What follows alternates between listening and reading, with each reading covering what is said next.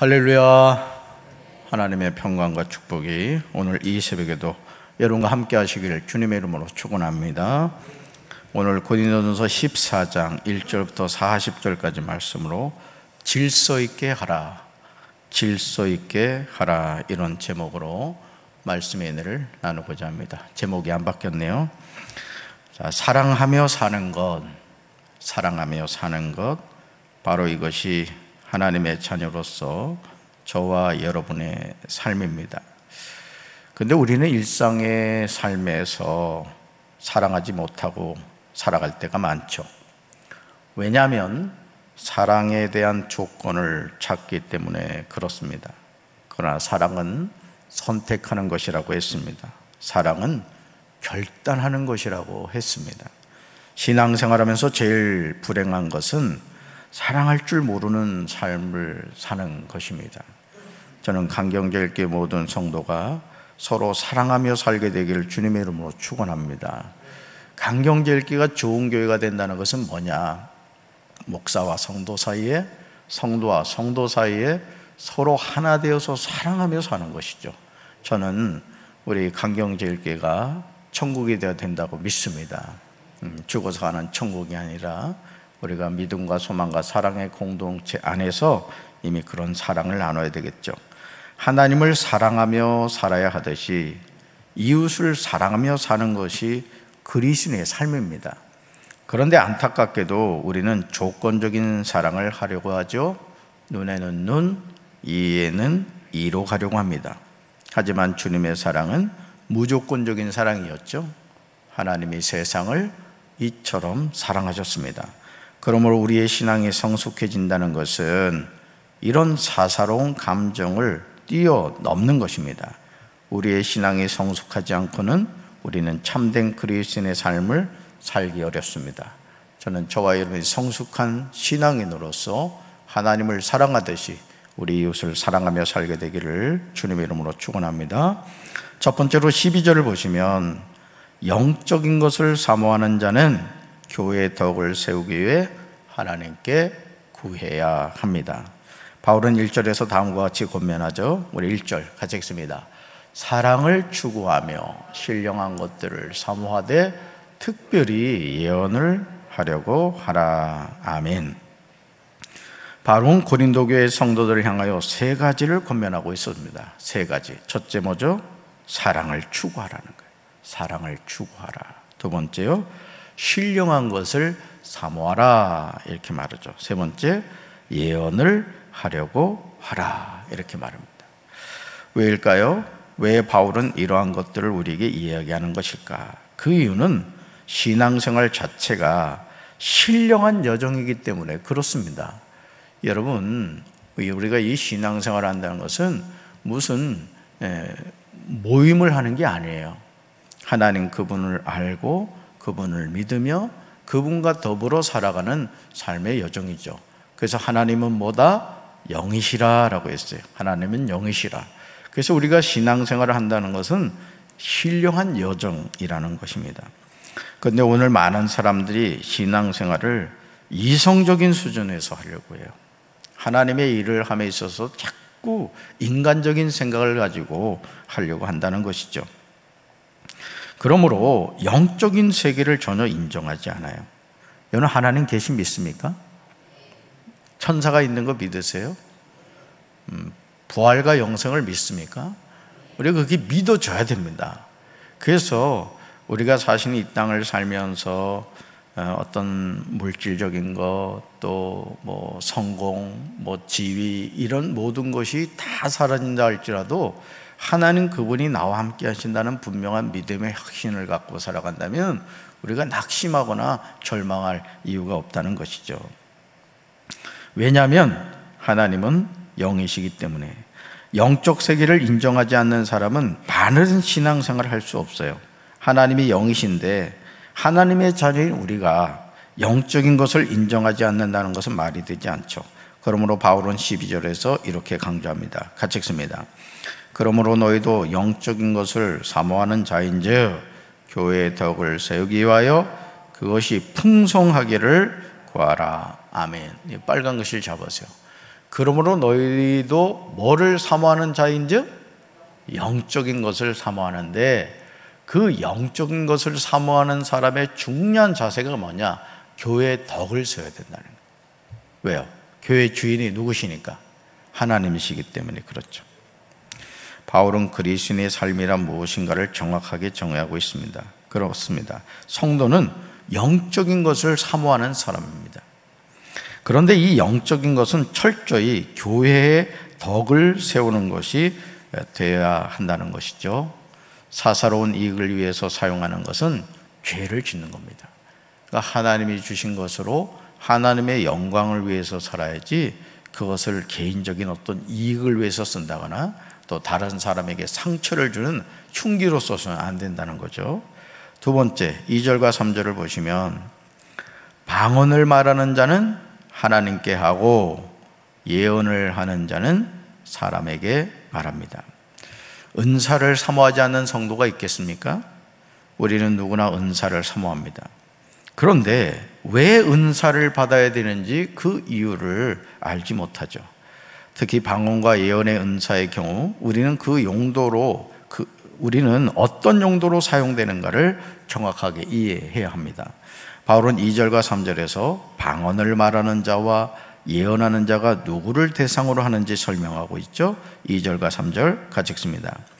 방언을 말하는 자는 사람에게 하지 아니하고 하나님께 하라니, 이는 알아듣는 자가 없고 영으로 비밀을 말함이라. 그러나 예언하는 자는 사람에게 말하여 덕을 세우며 권면하며 위로하는 것이요. 아멘. 우리는 바울이 말하는 방언을 말하는 경우 그 대상이 누구라고요? 하나님인 것을 분명히 깨달아야 됩니다. 왜냐하면 방언을 알아듣는 자가 없기 때문에 그렇습니다. 방언은 영으로 비밀을 말하는 거예요. 하지만 예언은 사람에게 말하는 것이죠. 사람에게 덕을 세웁니다. 사람에게 권면합니다. 사람을 위로하는 거예요. 그래서 저도 하깃교회에서 부목사로 이제 사역을 하고 있는데, 오랜 동안 이제 부목사 생활을 하다 보니까 이것저것 교회에 이제 이력서 보내는데 그냥 될 듯 하면서 안 되는 거예요. 그러니까 여러분 16년 가까이 부목사 생활을 하다 보니까 이게 지치는 거예요, 사람이. 그런데 어느 목사님이 오셔가지고 이제 집회를 하시고는 담임 목사님이 교육자들 다 나오라 그랬어요. 그래서 이제 그 목사님한테 이제 이렇게 기도를 받는데, 이 목사님이 가슴에 탁 손을 얹는데 마치 무슨 다리미를 갖다 놓은 것 같이 가슴이 이렇게 뜨거워지는 거예요. 그러면서 목사님이 하시는 말씀이 뭐라고 그러냐면, 너는 모든 것이 잘 준비되었구나 하면서 이렇게 너무 걱정하지 말라는 거예요. 다 때가 되면 내가 너의 길을 열어줄 거다. 이게 예언이 나오는 거죠. 그 말을 듣는데 제가 그냥 울컥 하면서 눈물이 나는 거예요. 그 가슴에 쌓였던 언제나 문을 열어주실까 막 그런 마음을 갖고 있었는데, 너는 모든 것이 잘 준비가 되었구나. 이 말씀 하나에 그냥 가슴이 그냥 녹아내리더라고요. 여러분, 이 예언의 은사라는 것이 바로 이제 그런 부분이 있습니다. 그러므로 4절에서 바울은 이렇게 말하죠. 같이 읽습니다. 방언을 말하는 자는 자기의 덕을 세우고 예언하는 자는 교회의 덕을 세우나니. 아멘. 바울은 방언을 말하는 자는 자기의 덕을 세운다고 합니다. 왜냐하면 그 방언을 알아듣는 자가 없기 때문에 그래요. 그래서 왜 방언이 하나님과의 직접적인 대화냐? 하나님만 알아듣기 때문에 그렇습니다. 물론 통변의 은사가 있는 경우에는 그 방언의 의미가 무엇인가를 이제 해석해서 이렇게 이야기하기도 하죠. 하지만 예언하는 자는 교회의 덕을 세우죠. 왜입니까? 사람이 알아들을 수 있는 말을 하기 때문에 그래요. 그렇죠? 이렇게 여러분도 기도 받아보신 경험이 있잖아요. 하나님이 이렇게 말씀하십니다. 이렇게 하시라고 하십니다. 이제 그렇게 설명을 해주죠. 그러므로 5절에서 바울은 고백해요. 5절 같이 읽습니다. 나는 너희가 다 방언 말하기를 원하나 특별히 예언하기를 원하노라. 만일 방언을 말하는 자가 통역하여 교회의 덕을 세우지 아니하면 예언하는 자만 못하니라. 아멘. 바울은 저와 여러분 모두가 방언 말하기를 원한다고 말합니다. 저는 우리 강경제일교회 모든 성도들이 방언하게 되시길 주님의 이름으로 축원합니다. 그러나 방언을 말하는 자가 통역하여 교회 덕을 세우지 아니하면 예언하는 자만 못하다고 강조합니다. 그런데 여러분이 오늘 이 고린도전서 14장 말씀을 이렇게 대하면서 은사의 우열이를 생각하면 안 됩니다. 아멘. 그러니까 어느 은사가 높고 어느 은사가 낮다, 이런 의미로 바울이 지금 말하고 있는 것은 아니라는 것이죠. 그러므로 13절과 14절에서 바울이 이렇게 말해요. 13절과 14절 같이 읽습니다. 그러므로 방언을 말하는 자는 통역하기를 기도할지니 내가 만일 방언으로 기도하면 나의 영이 기도하거니와 나의 마음은 열매를 맺지 못하리라. 아멘. 바울은 지금 방언을 말하는 자는 뭐 하기를 기도하라? 통역하기를 기도하라는 거예요. 내가 뭘 위해서 하나님과 지금 기도하고 있는지, 또 하나님이 나에게 뭐라고 말씀하시는지를 알기 위해서 통역하기를 기도하라. 왜냐하면 방언으로 기도하면 자기의 영이 기도하는 것이기 때문에 그렇습니다. 마음의 열매를 맺지 못한다는 거죠. 그래서 여러분이 기도를 할 때 방언으로 쭉 이렇게 기도하다가 여러분이 또 우리 한국말로 또 기도하기도 하고, 이게 잘 병행이 되는 것이 필요하다, 이렇게 생각하시면 되겠습니다. 방언으로 기도하면 자기 영이 기도한다. 마음의 열매를 맺지 못한다. 자, 그러므로 바울은 15절에서 이렇게 결단하죠. 15절 같이 읽습니다. 그러면 어떻게 할까? 내가 영으로 기도하고 또 마음으로 기도하며 내가 영으로 찬송하고 또 마음으로 찬송하리라. 아멘. 내가 영으로 기도한다는 건 뭐예요? 방언으로 기도한다는 얘기고, 또 마음으로 기도한다는 것은 뭐예요? 이제 우리가 말 그대로 평소에 이렇게 기도하듯이 한다는 얘기겠죠. 바울은 영으로 기도하면서 마음으로 기도하겠다고 말합니다. 영으로 찬양하면서 마음으로 찬양하겠다고 고백합니다. 저는 이런 은혜가 우리 사랑하는 성도들이 함께 하시기를 주님의 이름으로 축원합니다.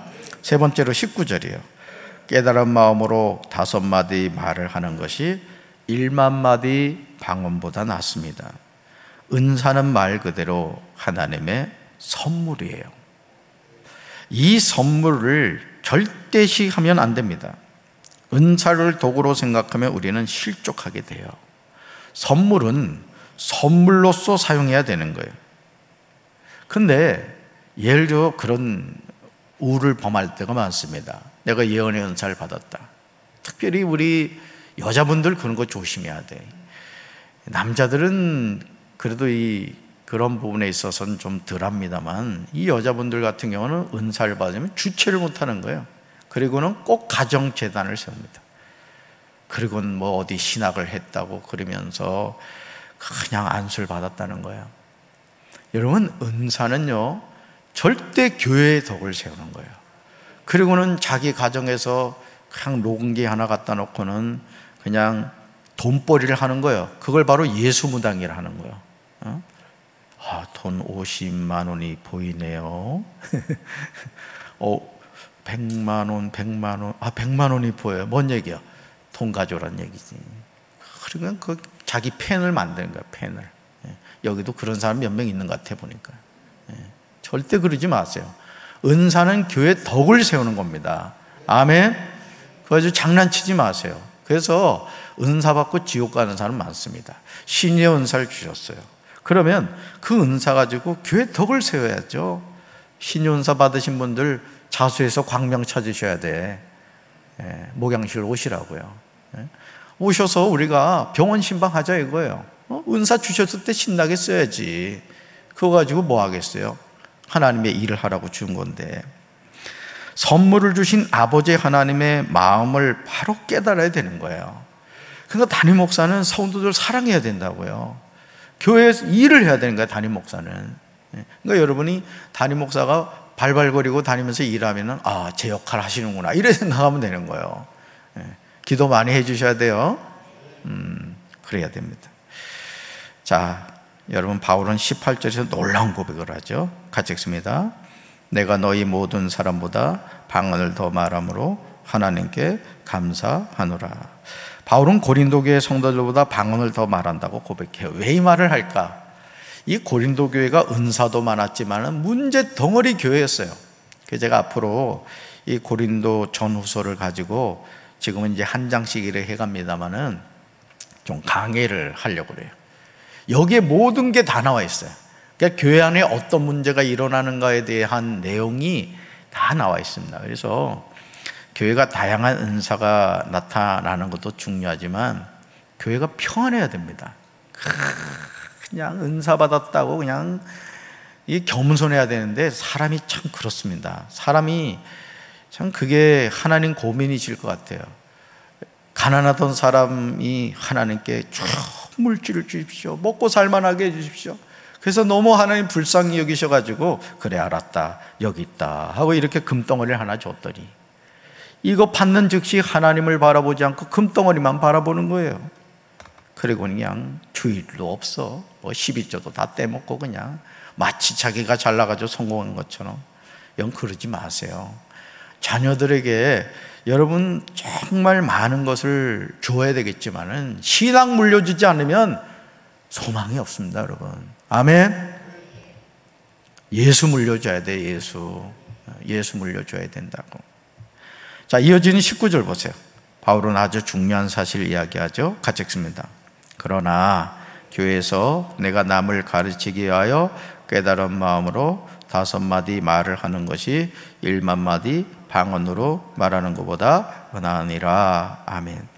1만마디 방언으로 말하는 것보다 더 나은 것이 무엇이냐? 그것은 우리가 교회에서 남을 가르치기 위하여 깨달은 마음으로 5마디 말을 하는 거예요. 여기 5마디라고 꼭 5마디의 의미를 말하는 게 아닙니다. 그러니까 방언을 왜 하나님이 주셨느냐, 그 방언을 통해서 어떻게 해야 되느냐, 이걸 지금 말씀하고 있는 거예요. 교회에 덕을 세우라는 거죠. 하나님의 영광을 나타내라는 거예요. 오늘 적지 않은 성도들이 은사를 이기적인 욕심으로 구하는 것을 보게 됩니다. 그러나 모든 은사는 하나님이 하나님의 일을 하라고 주신 겁니다. 목사는 목사로서 일을 해야 돼요. 장로는 장로로서 일을 해야 되는 겁니다. 아멘. 우리 원로 장로님들 원로라고 생각하지 말고 교회 일에 더 관심 가지셔야 돼요. 아멘. 더 많이 기도하시고, 교회 어른들이시잖아요, 그죠? 그래서 성도를 자꾸 살피셔야 돼. 안 나오는 성도 있으면 목사님 아무개 집사 요즘 안 나옵니다, 신방 같이 가시죠. 여러분들이 그런 마음을 가지죠. 우리 교회 신방 전도사 없잖아요. 집사람이 뭐 전화 신방도 하고 이렇게 합니다만은 우리 교인들 전체가 신방 전도사 돼야 돼. 할렐루야. 입으로 죄 짓지 말고요. 자, 모든 은사는 하나님의 일을 하라고 준 거예요. 그러므로 하나님이 주신 은사를 받았는데 하나님의 일을 하지 않는 것은 직무유기입니다. 하나님이 그 책임을 물으시죠. 내가 너에게 이런 은사 주지 않았니? 너 내가 신유의 은사 줬는데 너 그거 가지고 뭐 했어? 내가 예언의 은사 줬잖아. 그거 가지고 뭐 했니? 여러분, 주님이 물으신다는 거예요. 그러니까 여러분, 은사를 우리가 구하는 목적, 여러분 사도행전 1장 8절 아시죠? 자, 우리 암송합니다. 시작. 오직 성령이 너에게 임하시면 너희가 권능을 받고 예루살렘과 온 유대와 사마리아 땅끝까지로 내 증인이. 자, 왜 성령을 주셔요? 예수 증인 되라고. 아멘. 자랑하라고 준 게 아닙니다. 그렇다면 방언과 예언의 용도는 무엇일까? 바울은 22절에서 대답하죠. 같이 읽습니다. 22절. 그러므로 방언은 믿는 자들을 위하지 아니하고 믿지 아니하는 자들을 위하는 표적이나 예언은 믿지 않은 자들을 위하지 않고 믿는 자들을 위함이니라. 아멘. 우리는 방언의 용도와 예언의 용도가 전혀 다른 것을 보게 됐죠. 즉 방언은 믿지 않는 자들을 위한 표적이라는 거죠. 반면 예언은 믿는 자들을 위하여 주시는 거라는 거예요. 왜? 방언은 하나님과 대하기 때문에 믿지 않는 사람들이 보면 이게 뭐야? 야, 정말 참 이상하다, 이렇게 이제 받아들일 수 있다는 거예요. 근데 예언의 연사는요, 풀어서 얘기해 주잖아요. 하나님이 이렇게 말씀하십니다. 하나님이 지금 우리에게 이렇게 이런 뜻을 갖고 계십니다. 그러니까 믿지 않는 자들도 아, 그런 뜻이구나 이해를 할 수 있다는 뜻입니다. 네 번째로 33절이에요. 하나님은 물질서의 하나님이 아니시고 오직 화평의 하나님이십니다. 바울은 26절에서 강조하죠. 같이 읽습니다. 그런즉 형제들아 어찌할까? 너희가 모일 때에 각각 찬송시도 있으며 가르치는 말씀도 있으며 계시도 있으며 방언도 있으며 통역함도 있나니 모든 것을 덕을 세우기 위하여 하라. 아멘. 고답이 죽으세요. 모든 것을 덕을 세우기 위하여 하라.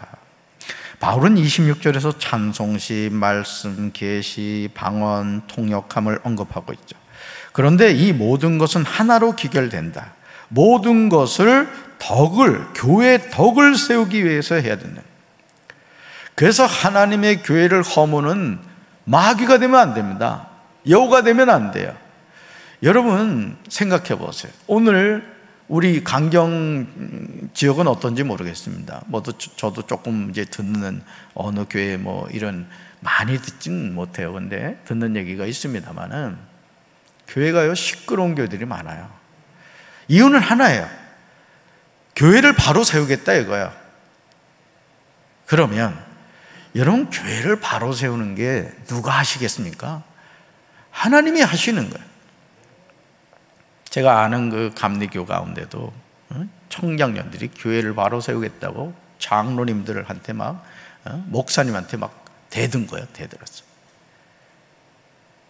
그 영상이 인터넷에 올라와 있는 걸 제가 봤는데요. 교회 현관에서 청장년들이 딱 이렇게 앉아있다가 장로님들이 오면 교회를 못 들어오게 아예. 교회가 완전히 망가졌습니다. 얼마나 마귀짓을 하는 겁니까 여러분. 교회를 바로 세우기 원하는 분은 정말 통곡하며 기도해야 돼요. 아멘. 교회를 바로 세워도 하나님의 방법으로 해야지 왜 인본주의적인 방법을 가져가지고 교회를 흔듭니까 여러분. 그건 마귀의 100% 마귀짓입니다. 저는 우리 강경제일교회 불완전한 부분이 많죠. 완벽한 교회 아니에요. 그렇지만 여러분이 정말 담임 목사를 위해서, 교회를 위해서 여러분들이 정말 눈물로 기도해 주셔야 됩니다. 저도 성도 여러분들 위해서 눈물로 기도해야 돼요. 하나님의 교회는 눈물로 세워져 가는 거예요. 자식도 그렇거든요. 속삭이는 자식도요 100마디 말해보세요. 안 통합니다. 하나님 앞에 눈물로 그 자녀의 이름을 불러가며 주님 저는 감당을 못하겠습니다. 주님이 우리 아목에 붙잡아 주십시오. 그 눈물을 흘리며 씨를 뿌리는 자가 곡식을 거두게 될 줄로 믿습니다. 할렐루야. 바울은 계속해서 27절에서 보세요. 방언에 관하여 28절에서 방언을 통역하는 자가 없을 때에 관하여 또 29절, 30절, 31절에서 예언하는 자들에 관하여 말하면서 32절에서 아주 중요한 사실을 말해요. 32절 같이 읽습니다. 예언하는 자들의 영은 예언하는 자들에게 제재를 받나니. 아멘. 그렇습니다. 예언하는 사람들의 영은 예언하는 사람들이 통제를 받는다. 왜죠? 자, 33절 상반절에 나오듯이 하나님은 무질서의 하나님이 아니시오 오직 화평의 하나님이시라. 자, 바울이 계속 무슨 얘기를 해요? 질서에 대해서 말하는 거예요. 교회의 덕을 세우는 것에 대해서 말하고 있는 것을 보게 됩니다. 지금 하나님의 음성이 들리십니까? 하나님은 무질서의 하나님이 아니세요. 하나님은 화평의 하나님이신 거예요. 가장이 아무리 부족해도 그 가장의 권위를 인정해야 그 가정이 바로 서는 거예요. 엄마가 아버지를 무시해버리면은 자녀들도 아버지 무시합니다. 그러면 가정이 바로 서지 못해. 교회도 그렇습니다. 교회도 여러분들이 담임 목사를 어쨌든 잘 세워주고 담임 목사의 목회를 같이 도와야 여러분 교회가 부흥하는 거예요. 아멘. 그러니까 여러분들이 담임 목사가 어떤 얘기를 하면 그걸 허투루 듣지 말고 내 고집 세우지 말고 여러분이 목사님이 기도하시고 이런 생각을 가지고 계시구나. 그래서 어제 말씀드렸던 부산 수영록교회 그 정필도 목사님은요 은퇴할까지 당회를 안 했대. 당회를 그냥 목사님 알아서 하십시오. 목사님 알아서 하십시오. 그래야지 부산에서 최고의 교회가 됐습니다. 전 강경제일교회도 그래야 될 줄로 믿습니다. 아멘. 자, 그렇다면 바울이 지금 권면하는 내용이 누구의 생각일까요? 누구의 생각일까요? 바울 자신의 생각일까요? 바울은 37절에서 대답합니다. 37절 같이 읽습니다. 만일 누구든지 자기를 선지자나 혹은 신령한 자로 생각하거든 내가 너에게 편지하는 이 글이 주의 명령인 줄 알라. 아멘. 거다 믿죽으세요. 내가 너에게 편지하는 이 글이 주의 명령인 줄 알라는 거예요. 하나님의 명령이라는 거예요. 그렇습니다. 바울의 권면은 그의 생각이 아니었어요. 주님의 명령이었던 거죠. 그러므로 39절과 40절에서 바울은 고린도 교회 성도들에게 권면합니다. 같이 읽습니다. 그런즉 내 형제들아, 예언하기를 사모하며 방언 말하기를 금하지 말라. 모든 것을 품위 있게 하고 질서 있게 하라. 거답이 죽으세요. 모든 것을 품위 있게 하고 질서 있게 하라는 거예요. 여러분, 강경제일교회 성도들은 품위 있게 해야 돼요. 질서 있게 해야 된다고. 질서 있게. 영적 권위를 여러분이 잘 지켜나가야 돼요. 바울은 지금 저와 여러분에게 예언하기를 사모하라고 합니다. 방언 말하기를 금하지 말라는 거예요. 왜 방언 은사 받아놓고 안 합니까, 여러분? 쓰셔야 돼요. 그러나 그 모든 일이 무질서하게 되는 것이 아니라 모든 것을 품위 있게 하고 질서 있게 하라는 거예요. 기억하시기 바라요. 하나님은 질서의 하나님이신 줄로 믿습니다. 하나님 평화의 하나님, 평화를 깨트리는 일을 하지 마세요. 속회 안에서, 성교 안에서도 어디든지 여러분이 평화의 사도가 돼야 돼요. 어떤 사람은 들어가는 데마다 그냥 속회를 시끄럽게 하고 성교를 시끄럽게 하고 가는 데마다 그런 사람들이 있어요. 근데 어떤 사람은 그 한 사람이 들어가면 아주 시끄러웠는데 마치 모래에 시멘트가 딱 들어가니까 딱 붙어지는 것처럼 그런 역할을 하는 분들이 있어요. 우리 사랑 강경제일교회 성도 여러분들은 그런 역할 하시길 바라요. 아멘. 따라합시다. 본드가 됩시다. 아멘. 가슴에 손 얹겠습니다. 좋으신 하나님 감사합니다. 우리는 은사를 사모합니다. 그런데 많은 성도들이 하나님이 10년 전, 20년 전 주셨던 은사를 사용하지 않아요. 은사를 소멸하는 그런 모습을 많이 봅니다. 우리 강경제일교회 모든 성도들, 하나님 각종 은사를 주실 줄로 믿습니다.